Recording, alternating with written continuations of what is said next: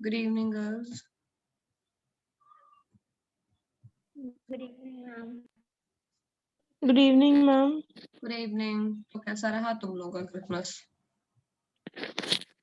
बोरियत। बोरियत? चलो, this is the new normal now. आज हम पॉलिटिकल पार्टीज कोशिश करते हैं खत्म हो जाए, और वाइवा वाले दिन तुम्हारी सागर सर ने क्लास रखी थी, तो coming Sunday will be having your viva, ठीक है? Is it okay? कौन सी चैप्टर वाला? जो ऑलरेडी ज्योग्राफी का वाइवा प्लान हाँ। था, उस दिन सागर सर की क्लास हो गई थी, वाइवा हो नहीं पाया था वेडनेसडे को। So yes ma'am. इस वाइवा, ये वाइवा तुम लोगों को परसों देना है, संडे को देना है, बता दो, लेकिन लेना जरूरी है वरना फिर बहुत ज्यादा बैकलॉग हो जाएगा हम लोगों का। अच्छा ओके मैम। पढ़ लिया था हमने, जहां तक मुझे याद आ रहा है मल्टी पार्टी सिस्टम तक हमने पढ़ लिया था। नेशनल और रिकॉग्नाइज्ड पॉलिटिकल पार्टीज से पढ़ना शुरू करना है, ठीक है? सही है ना? Yes. मैम मल्टी पार्टी का आप एक बार रिवीजन बता दोगे?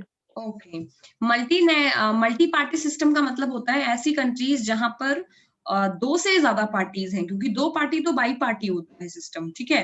मल्टी पार्टी का मतलब ढेर सारी पार्टीज हैं। रीजनल पार्टीज उस केस में ज्यादा स्ट्रांग होती हैं, कोई कोई एरिया वाइज पार्टी होती हैं, और उनका वोट परसेंटेज काफी ज्यादा होता है, उनका पॉलिटिक्स में अच्छा खासा चलता है, तो वो उस तरह के सिस्टम को मल्टी पार्टी सिस्टम बोलते हैं।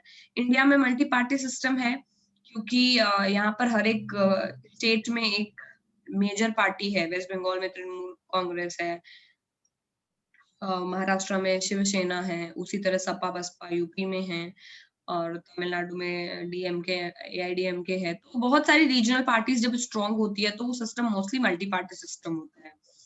उसमें फायदा क्या है कि हर पार्टी के पास चांस है कि वो पावर में आ सकते हैं। ऐसा नहीं है कि कोई दो मेजर पार्टी है बस वही बदल बदल के आ रही हैं, तो इंसान के पास फिर ज्यादा चॉइस नहीं है। अगर मान लो दोनों ही पार्टी करप्ट है तो कुछ ऑप्शन ही नहीं बचा लोगों के पास, है कि नहीं? टू पार्टी सिस्टम ज्यादा स्टेबल है, बट अगर दोनों पार्टीज करप्ट है, फॉर एग्जाम्पल कल को अगर बीजेपी कांग्रेस दोनों ही एकदम घटिया, तो तीसरा कोई ना कोई जो पार्टी होगी रीजनल वो आगे बढ़ सकती है। जैसे आप भी अच्छी पार्टी है। इस तरह से मल्टी पार्टी सिस्टम में चांस ये है कि हर एक पार्टी पावर में आ सकती है, ठीक है? और दूसरा है, ये ज्यादा रिप्रेजेंटेशन को शो करती है, बिकॉज हर एक पार्टी किसी रीजन या फिर किसी आइडियोलॉजी को करती होगी सपोर्ट, कुछ ग्रुप ऑफ पीपल को सपोर्ट करती होगी, तो since every party has a chance to come, so that means there is a wider choice, voter के पास में भी है और रिप्रेजेंटेशन के लिए भी बहुत सारी पार्टीज हैं। तो ये इस तरह की पार्टी ज्यादा रिप्रेजेंटेशन को भी बढ़ावा देती हैं, क्योंकि बहुत सारे लोग पॉलिटिक्स में इन्वॉल्व हो सकते हैं, ठीक है? इंडिया में और इस तरह की पार्टी सिस्टम में कोलिजन गवर्नमेंट भी ज्यादा होती है, गठबंधन जिसको बोलते हैं, because then there are so many parties, तो there is a very slight chance कि कोई भी पार्टी मेजोरिटी में आएगी। सबको अगर थोड़ा थोड़ा वोट मिल गया तो फिर अल्टीमेटली आपको कोलिजन करना पड़ता है, कोलिजन में भी आपको कॉम्प्रोमाइज करने पड़ते हैं। तो मल्टी पार्टी सिस्टम का फायदा मेन ये है कि आपको चांस मिलता है ज्यादा रिप्रेजेंटेशन का, और ये इसमें ज्यादा शेयरिंग है पावर की, समझ गए? पावर एक जगह नहीं लोकेटेड है, शेयरिंग है। लेकिन सबसे बड़ा नुकसान इसका ये कि अनस्टेबल होती है, क्योंकि इतनी सारी पार्टीज हैं, तो फिर एक विजन लेके कोई कंट्री चले उसके लिए लॉन्गर विजन चाहिए। अब यहाँ पता ही नहीं है कि कौन कब जीत जाएगा, तो इट्स नॉट सो स्टेबल। आप समझ आ गया? Yes ma'am. Okay. National and recognised political parties. National parties वो पार्टी होती हैं जिनकी कंट्री लेवल पे एग्जिस्टेंस होती है। इंडिया में बता सकते हो ऐसे पार्टीज के नेम जिनकी कंट्री लेवल पे एग्जिस्टेंस है? बीजेपी, कांग्रेस, करेक्ट, बीजेपी है, कांग्रेस मैम है,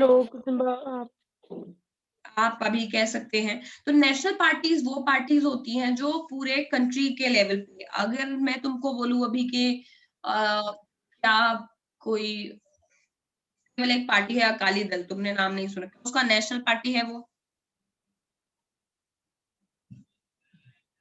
नहीं है। तो देयर आर बहुत सारी छोटी मोटी टुकड़े वाली पार्टीज हैं जिनको नेशनल लेवल पे कोई जानता नहीं। नेशनल पार्टी केवल ऐसा नहीं है कि मेरा मन आएगा तो मैं नेशनल बन जाऊंगा, ऐसा नहीं है। नेशनल पार्टी का मतलब ये है कि वो पार्टी का वाइड स्केल रिप्रेजेंटेशन होना चाहिए। बहुत सारे कंट्री के जितने भी रिमोट एरियाज हैं वहां पर से लोग उस पार्टी से जुड़े होने चाहिए। सबसे बड़ी बात वो पार्टी के लिए कुछ 2 क्राइटेरियाज है जो डिसाइड करे गए हैं। वो क्राइटेरिया इलेक्शन कमीशन या हमारे इलेक्शन कोड ऑफ कंडक्ट में लिखे हुए हैं कि कोई भी पार्टी अगर लोकसभा इलेक्शन यानी जो सेंटर के इलेक्शन होते हैं, उसमें 6% कम से कम उसको वोट मिलना चाहिए, ठीक है? उसके साथ लोकसभा में कितनी सीट है 545, उसमें कम से कम 4 सीट वो जीते, ठीक है? तब ऐसी पार्टी को आप नेशनल पार्टी का दर्जा दे सकते हैं। यानी कि ऐसी कोई भी पार्टी नेशनल पार्टी नहीं बनती। आप धीरे से शुरुआत करेंगे बट धीरे-धीरे करके आपको जब आप इलेक्शन में पार्टिसिपेट करेंगे, तो आपको इतना परसेंटेज वोट्स का चाहिए। उसके अलावा 4 सीट और उसके अलावा आपको 4 स्टेट्स और 4 सीट कम से कम लोकसभा में चाहिए।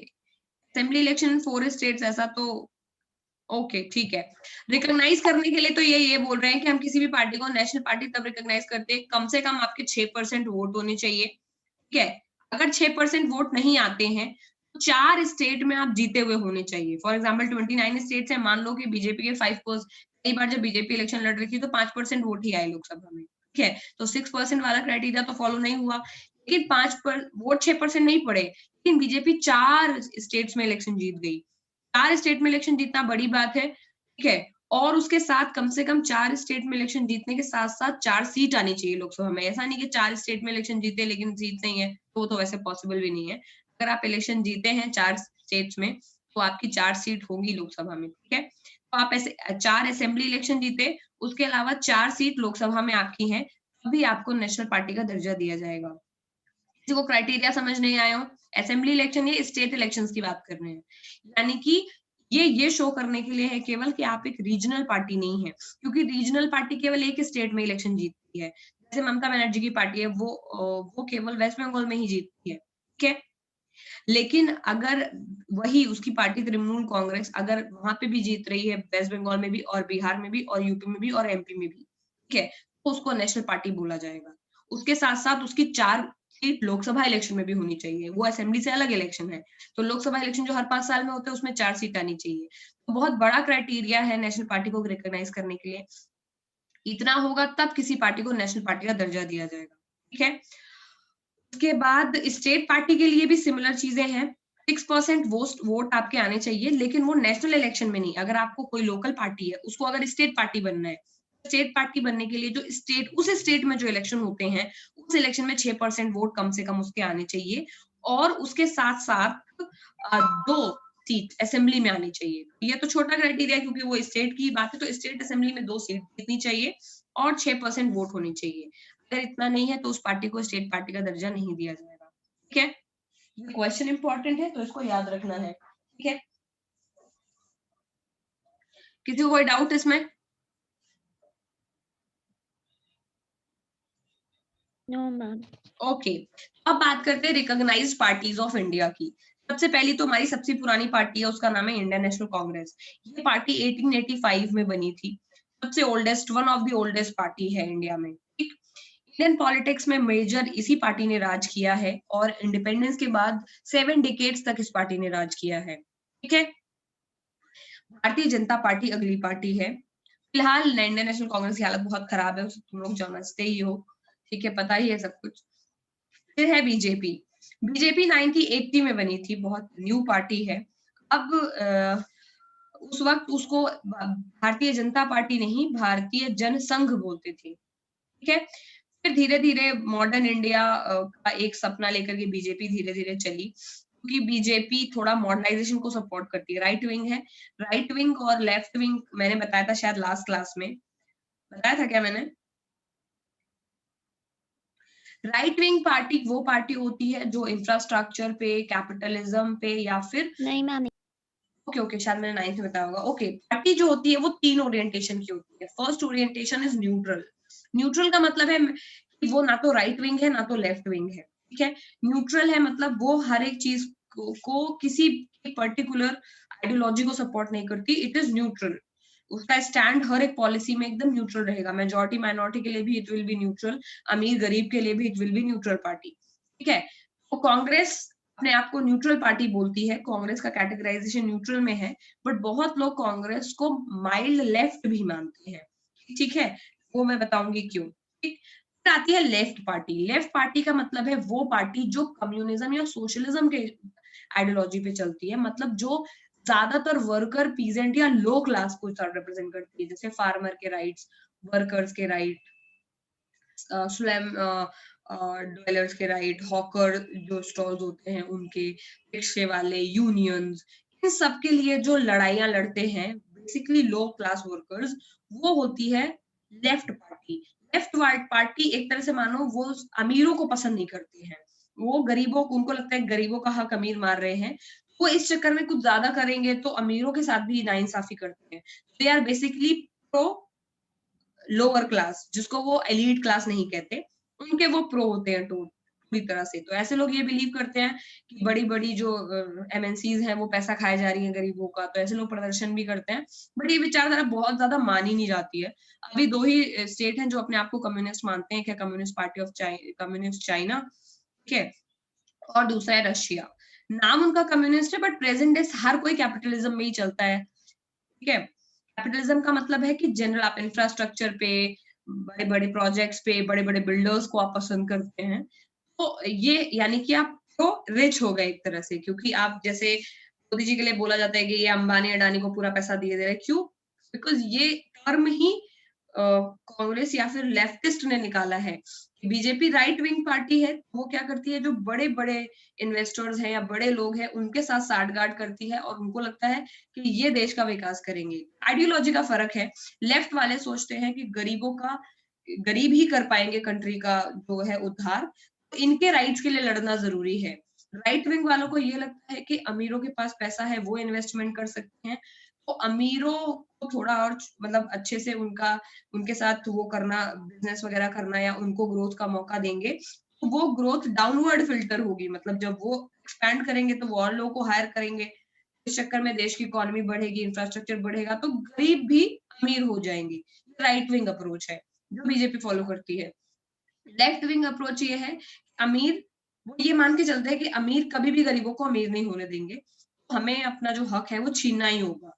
डाउनवर्ड थ्योरी में वो बिलीव नहीं करते। एक थ्योरी होती है डाउनवर्ड, उसका मतलब ये है कि जब अमीर और बढ़ जाएगा, अमीर हो जाएगा, तो वो और गरीबों को हायर करेगा क्योंकि उसको बढ़ने के लिए मौका चाहिए, तो धीरे धीरे करके पैसा फिल्टर होके नीचे वाले गरीब को भी अमीर कर देगा। लेफ्ट वाले थ्योरी में बिलीव नहीं करते, वो उनको ऐसा लगता है कि गरीबों के राइट्स के लिए लड़ना जरूरी है, इसीलिए वो लोग ज्यादा बुर्जुआ क्लास या जिसको लैंडेड या रिच क्लास है उसको फेवर नहीं करते, उसको वो लोग नफरत करते हैं एक तरह से।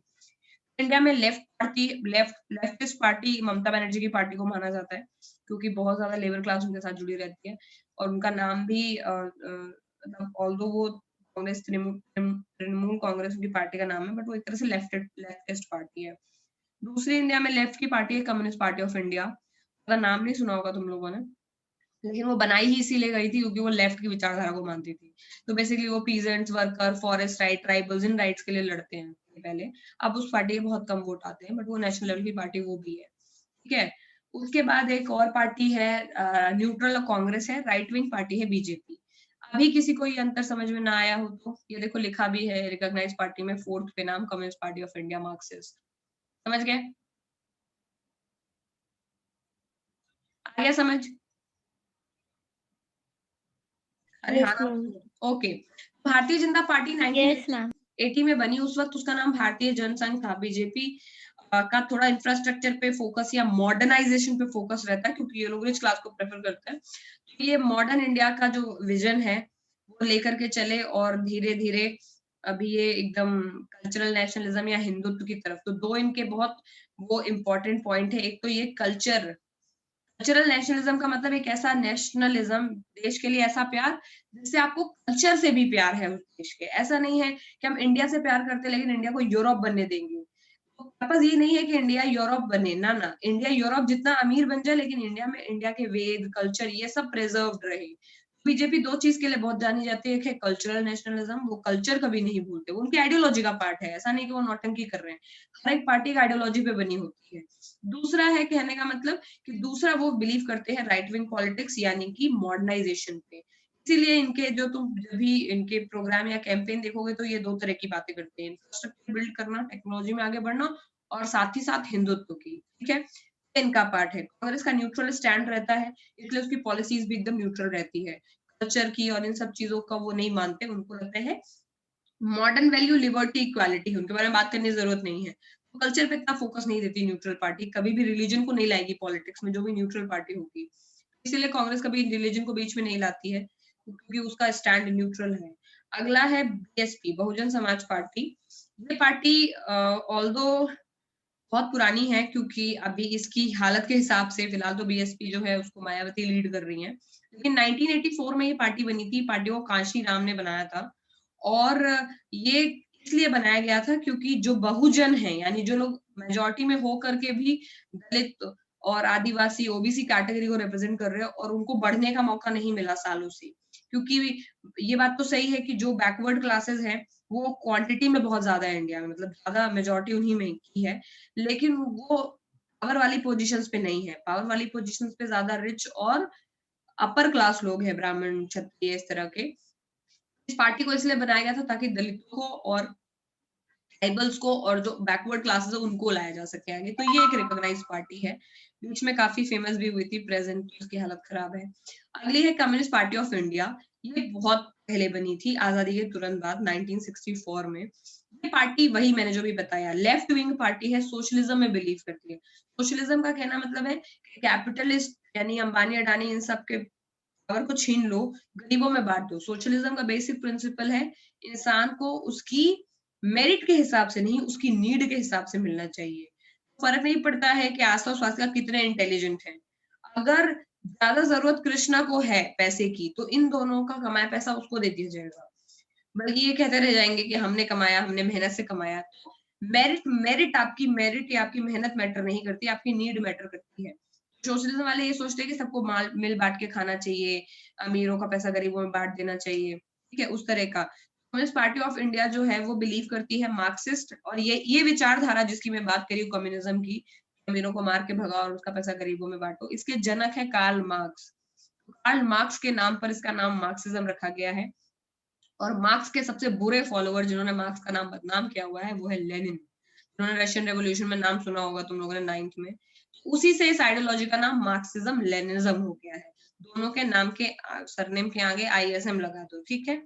और सोशलिज्म को सपोर्ट करती है ये आइडियोलॉजी। इसीलिए ये आइडियोलॉजी जो है वो अपोज करती है किसी भी कैपिटलिस्ट, यानी बहुत रिच क्लास जिस तरह के प्रोग्राम या प्रोपोगंडा में इन्वॉल्व होता है, ये पसंद नहीं आते इनको, ठीक है। अगला है communist party of India. Communist party of India भी लेफ्ट विंग पार्टी है, सीपीआईएम का दूसरा ही, ये सीपीआई दो पार्ट में अलग हो गई थी, तो ये उसका दूसरा पार्ट, ये 1925 में बनी है। ये भी मार्क्सिज्म लेनिनिज्म में बिलीव करती है, और ये भी कम्युनलिज्म मतलब हिंदू मुस्लिम झगड़ा, उसमें ये हेट करते हैं।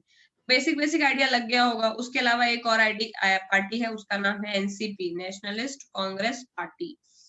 ये पार्टी कांग्रेस के खुद के अंदर के प्रॉब्लम की वजह से बनी थी, तो कांग्रेस पार्टी में से टूट करके एक और पार्टी 99 में बाहर आई थी, उसका नाम था नेशनलिस्ट कांग्रेस पार्टी। ये गांधी के विचारधाराओं में बिलीव करती है। तो कांग्रेस का एक विंग है जो सो कॉल्ड न्यूट्रल ना होके थोड़ा लेफ्टिस्ट है, लेकिन कांग्रेस में कुछ लोग हैं जो एक्सट्रीम सेक्युलर और फेडरलिज्म में बिलीव करते थे, इसीलिए उन्होंने नेशनल कांग्रेस पार्टी बनाई थी। इसका पर्पस ये था कि जो भी गवर्नमेंट के हाई ऑफिसेज हैं उसमें केवल इंडियंस ही रहे, यानी नेचुरल बॉर्न इंडियन, इंडिया में ही पैदा हुए हो, ठीक है। तो थोड़े हिंदूवादी मान लो, या फिर ये मान लो कि थोड़े वो लोग जो केवल ये चाहते हैं कि इंडिया फॉर इंडियन। और कांग्रेस तो अल्ट्रा ही लिबरल है कि कोई भी आए सबको देंगे, वैसा वाला। अंदर उनका कोई वैचारिक या आइडियोलॉजिकल वॉर के चक्कर में this party came in existence. उनका मतलब ये था कि गवर्नमेंट के जितने भी हाई ऑफिसेस वगैरह हैं उन सब में केवल इंडियन के नेचुरल बॉर्न सिटीजन ही बैठने चाहिए, और गांधी का सेक्युलरिज्म होना चाहिए कि हरि का नाम भी लिया जाए, बाकी लोगों को मस्जिद मंदिर भी जाने दिया जाए। ये नहीं कि धर्म का प्रचार ही बंद कर दो, एकदम धर्म के बारे में बात ही मत करो। सेक्युलरिज्म दो तरह का होता है, एक होता है पॉजिटिव, एक होता है नेगेटिव। नेगेटिव सेक्युलरिज्म का मतलब ये है कि आप बात ही नहीं करना चाहते धर्म के बारे में, आप सामने वाले इंसान से मिलेंगे उसके धर्म के बारे में कभी पूछेंगे ही नहीं, क्योंकि सेक्युलरिज्म को आप मानते नहीं है पार्ट डेमोक्रेसी का या पॉलिटिक्स का। आप सोचते हैं ये फालतू बातें, ये इंसान का पर्सनल व्यू है कि वो किसकी पूजा करे, इसके बारे में बात करने का कोई फायदा नहीं है। वो है नेगेटिव सेक्युलरिज्म, एकदम स्ट्रिक्टली अलग कर देता है पॉलिटिक्स से रिलीजन को। रिलीजन इन्वॉल्व ही नहीं होगी पॉलिटिक्स में, वो है नेगेटिव। दूसरा है गांधीयन सेक्युलरिज्म, इसका मतलब है सर्वधर्म समभाव, हर एक धर्म के लिए पॉजिटिव फीलिंग रखना। ये नहीं है कि धर्म से हट जाएंगे, अलग हो जाएंगे, हर एक धर्म की रिस्पेक्ट करेंगे, वो गांधीयन वर्जन है। इंडिया में गांधीयन वर्जन फॉलो होता है, हर एक इंसान को उसके उसके मन के हिसाब से आजादी है अपने धर्म के बारे में बात करने की, और रिलीजन के नाम पर लोग पॉलिटिक्स भी करते हैं, लेकिन ये मतलब नहीं है कि उसके लिए आप लड़ सकते हैं। लेकिन गांधीयन सेकुलरिज्म में खतरा है, क्योंकि रिलीजन पॉलिटिक्स का पार्ट है। दो आइडियल सिनेरियो ये है कि सबके रिलीजन को इक्वल रिस्पेक्ट दी जाए, और प्रैक्टिकल वर्जन में लोग क्रिटिसाइज करते हैं, ठीक है। नेशनलिस्ट कांग्रेस वो पार्टी है, वो गांधीयन। डाउट है हाँ पूछो। मैम, एक्चुअली अगर वो पार्टी के I mean, अगर वो रिलीजन के हिसाब से करते हैं और फिर बोलते हैं कि हम लोग लड़ाई नहीं करवा रहे, तो मैम ये गलती है ना मैम। हाँ तो ये फायदा उठा रहे हैं ना, जैसे कि इंडियन वर्जन सेकुलरिज्म का ये बोलता है कि हर के रिलीजन को प्रोटेक्शन मिलेगी।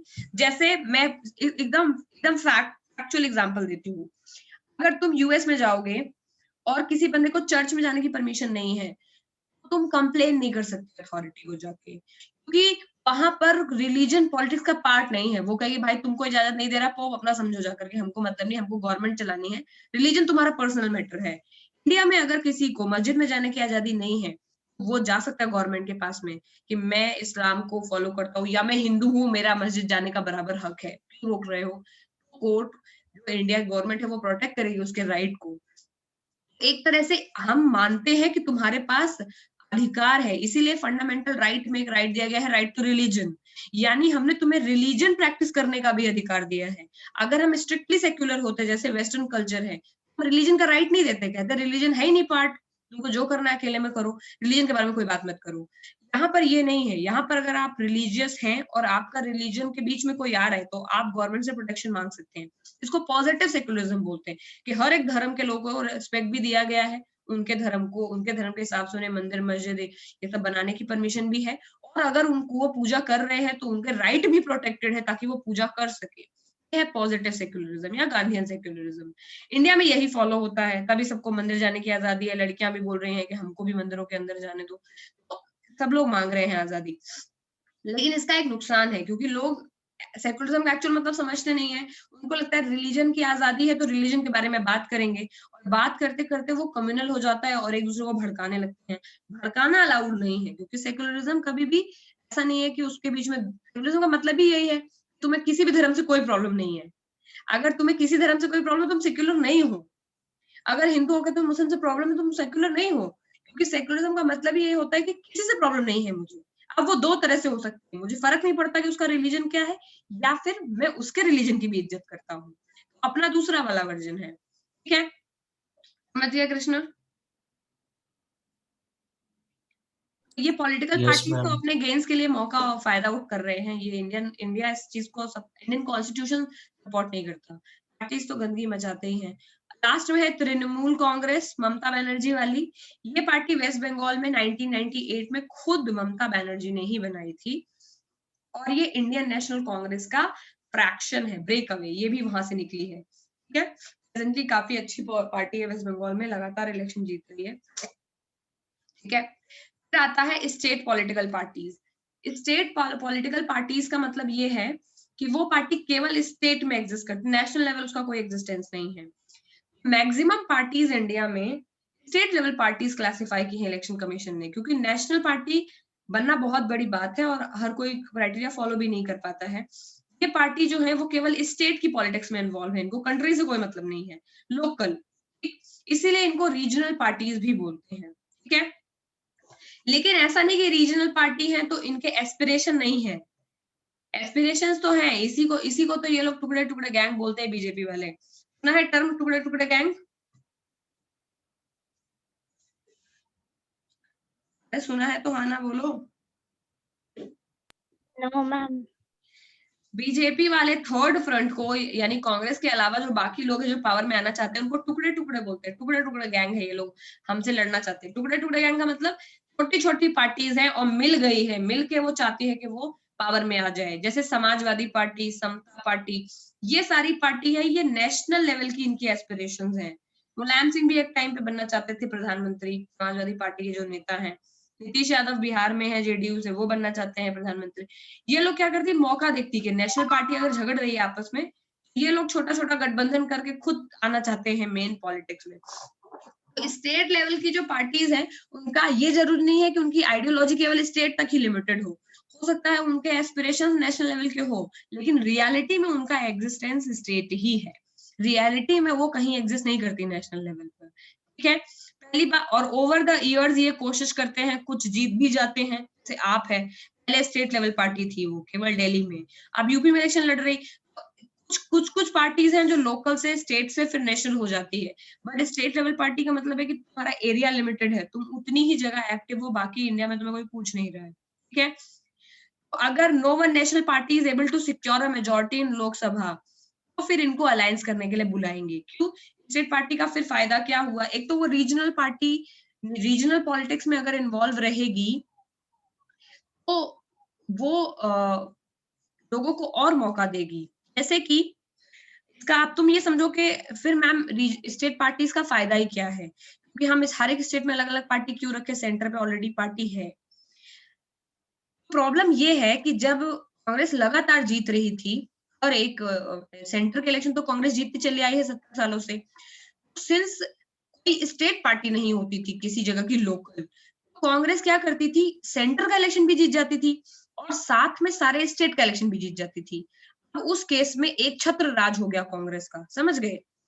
स्टेट गवर्नमेंट भी कांग्रेस की और नेशनल गवर्नमेंट भी कांग्रेस की। इंडिया का सिस्टम है फेडरल, स्टेट को अपने हिसाब से काम करने की आजादी है, सेंटर को अपने हिसाब से काम करने की आजादी है। लेकिन तुम ये समझो कि अगर सेंटर और स्टेट पे एक ही पार्टी आ गई, तो एक तरह से पूरी कंट्री एक पार्टी का गुलाम बन गई कि नहीं बन गई, क्योंकि स्टेट पार्टी भी कांग्रेस की ही है।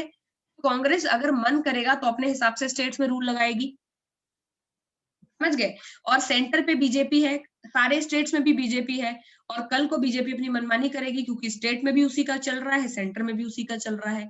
फेडरलिज्म गया कोने में। मतलब फेडरलिज्म का मतलब क्या है, आपको पावर शेयर करनी पड़ेगी, लेकिन यहाँ पावर शेयरिंग होते हुए भी पावर शेयर नहीं हो रही है, क्योंकि हर पोजीशन पे एक ही आदमी बैठा हुआ है। ये तो मोनोपोली हो गई ना, तो जो उनकी मर्जी आएगा वो करेंगे। स्टेट पार्टीज बहुत ज्यादा पॉजिटिव भी है, क्योंकि जब वो इलेक्शन में आती हैं तो वो कंपटीशन देती दूसरी पार्टीज को।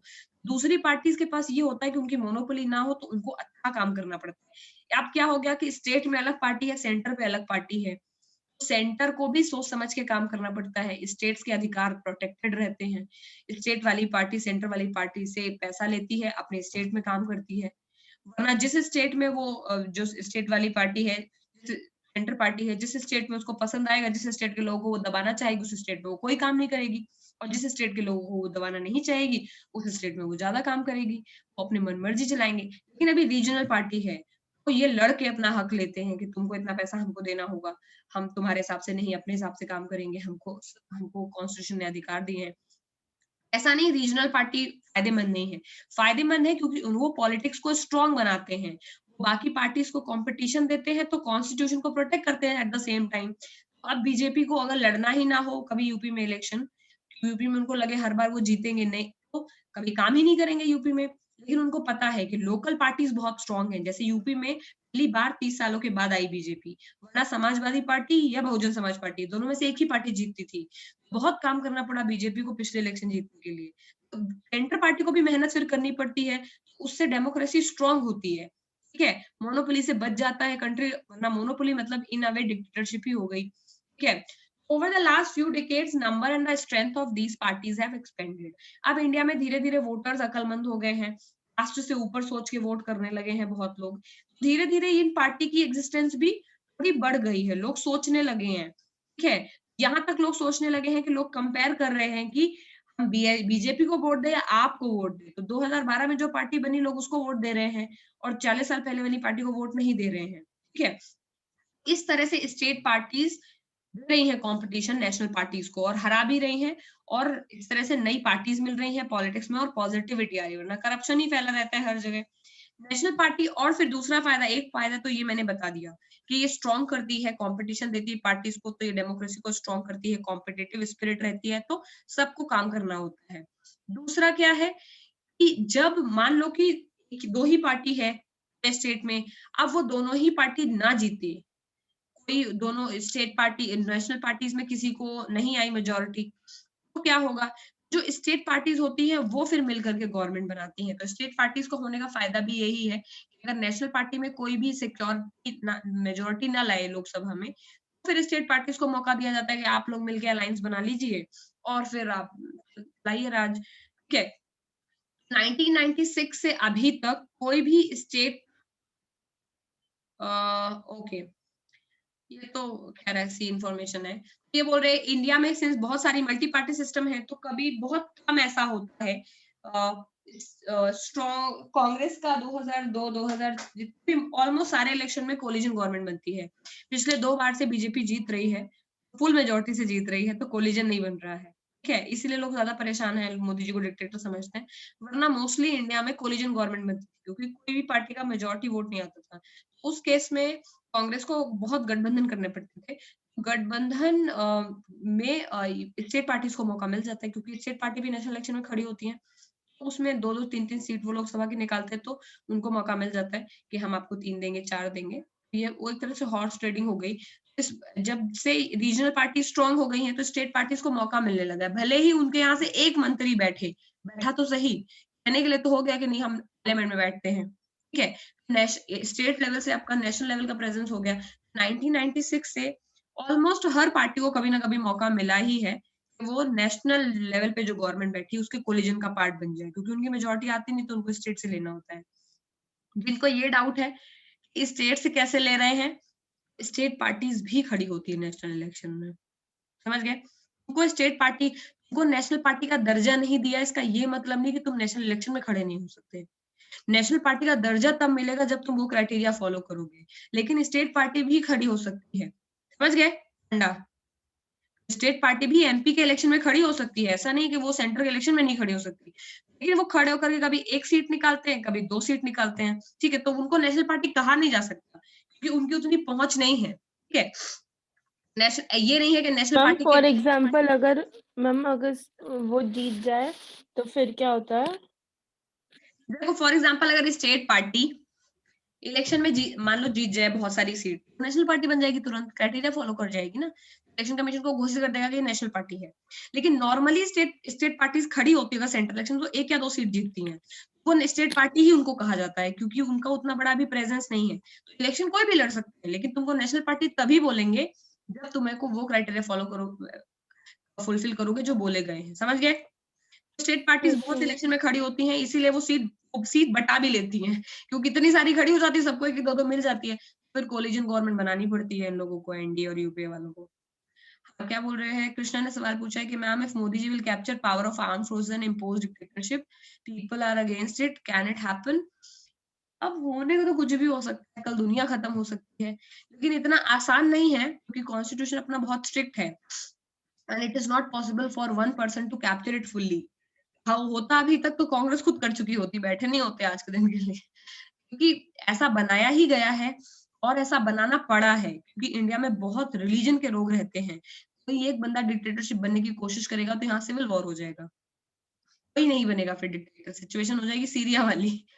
यहाँ पर वही राज कर सकता है जो सबको लेके चले, क्योंकि यहाँ एक जैसे लोग नहीं रहते जो किसी एक को सपोर्ट करे, सबकी अलग अलग डिमांड्स हैं, आप पॉसिबल ही नहीं है कि आप सबको कंट्रोल कर पाए, क्योंकि वरना फिर कभी कांग्रेस ने भी कभी ट्राई नहीं किया, क्योंकि उनको भी पता है कि तमिलियंस अलग है, उड़िया अलग, बोलने वाले अलग है, कन्नड़ा अलग है, किस किस को कंट्रोल करेंगे। ठीक है, अल्टीमेटली इंसान अपने कल्चर अपने रिलीजन को छोड़ तो देगा नहीं। ठीक है, ये प्रॉब्लमैटिक सिचुएशन है, तो ये बहुत हाइपोथेटिकल सिचुएशन है, it will never happen, specially in India कभी होगा ही नहीं, क्योंकि इंडिया में इतने तरह के लोग रहते हैं, कोई भी पार्टी हिम्मत कर ही नहीं सकती है। सबको पता है कि अगर वो एक्सट्रीम चीज पे उतरेगी तो बाकी रिलीजन वाले भी एक्सट्रीम करने लग जाएंगे, पावर तो आएगी नहीं, वॉर अलग से हो जाएगा कंट्री में। ठीक है, ओके। और जो ये लोग इधर उधर की बातें बोलते रहते हैं, इधर एक पार्टी वाले दूसरी वाले तीसरी, ये सब केवल टाइम पास करते हैं ये लोग, उन लोगों से कोई लेना देना नहीं है। ये पूरे के पूरे प्रोपोगंडे केवल इलेक्शन जीतने के लिए किए जाते हैं। ना तो बीजेपी इतनी कम्युनल है कि किसी को मारे डाल रही है, और ना तो कांग्रेस इतनी लिबरल है कि किसी को बचा ले रही है। ना बीजेपी इतने साफ सुथरे हैं कि पूरी कांग्रेस ही करप्ट है, ना तो कांग्रेस खुद इतनी दूध की धूली है कि बीजेपी वाले सारे सही हैं। ये सब पावर हंग्री लोग हैं, जिसको मौका मिला उसने ही कंट्री को लूटा, वो सिचुएशन है। तो अंदर से चेंजेस नहीं है क्योंकि करप्ट है लोग।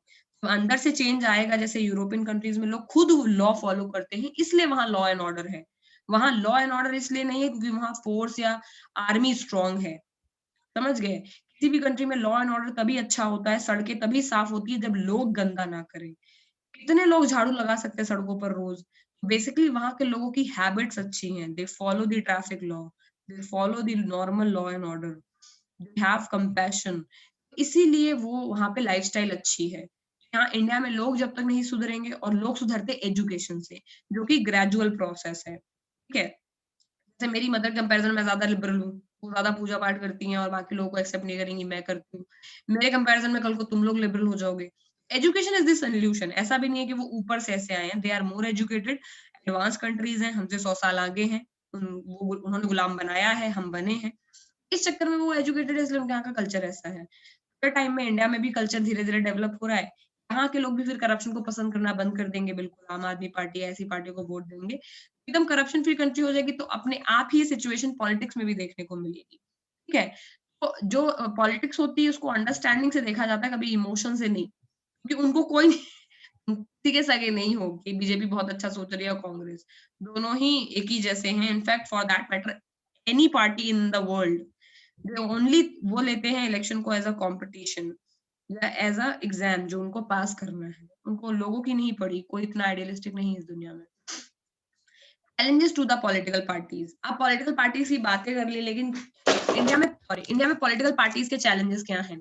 सबसे पहली बात तो ये है कि इंडिया में किसी को नहीं पता कि पॉलिटिकल पार्टीज के पास पैसा कहाँ से आता है, क्योंकि इलेक्शन में इतना पैसा ये लोग खर्चा करते हैं। मनी और मसल पावर, हर एक पॉलिटिकल पार्टी ने गुंडे पाल रखे हैं बड़े बड़े, बूथ कैप्चरिंग, धोखा देना और एक्सटॉर्शन करके वोट लेना, ये सब तो बहुत चलता है इलेक्शन में। तो मनी और मसल पावर बहुत बड़ी प्रॉब्लम है इंडिया में किसी भी पार्टी के लिए, क्योंकि फंडिंग का अभी तक कोई भी ऐसा रूल लॉ नहीं आया इंडिया में, ठीक है। कांग्रेस 77 सालों तक राज किया, अगर वो बहुत अच्छे हैं, वो ऐसा एक लॉ क्यों नहीं लाते कि पार्टी में कोई भी फंडिंग होगी, किसने की है दिखाना ही पड़ेगा। कैसे पैसा आ रहा है पार्टीज के पास में इतना, जब कंट्री गरीब है, पार्टीज के पास में हजारों करोड़ों का फंड है इलेक्शन लड़ने के लिए, ठीक है। वो लॉ कांग्रेस नहीं लाई। बीजेपी को ऑलमोस्ट 10 साल होने वाले हैं, ये लॉ बीजेपी भी नहीं लाई, क्योंकि ये लॉ उनके नुकसान का है। पार्टी में कहाँ से कौन दे रहा है इतना पैसा कि पार्टी इतना इतना पैसा इलेक्शन में लगा रही है, वो लॉ क्यों नहीं है ट्रांसपेरेंट, पब्लिक को क्यों नहीं पता है एक एक चीज। आरटीआई का मतलब public right to information, public को जो भी आरटीआई एक लॉ है, ठीक है, राइट टू इन्फॉर्मेशन एक्ट, उसके थ्रू गवर्नमेंट जो भी काम कर रही है उसके बारे में जानने का हक है आपको। जो भी इंफॉर्मेशन आरटीआई के अंडर आती है, आप पब्लिकली एक अपील डाल के उस इंफॉर्मेशन को निकलवा सकते हैं, और देना पड़ेगा गवर्नमेंट को, इंफॉर्मेशन छुपा नहीं सकती। लेकिन ये सारी चीजें जो मैं बोल रही हूँ कि पार्टी को पैसा देना या कुछ, ये आरटीआई एक्ट के अंदर नहीं है, यानी आप इन इंफॉर्मेशन को मांग ही नहीं सकते, समझ गए। ज्वाइन करो फिर बात करते हैं।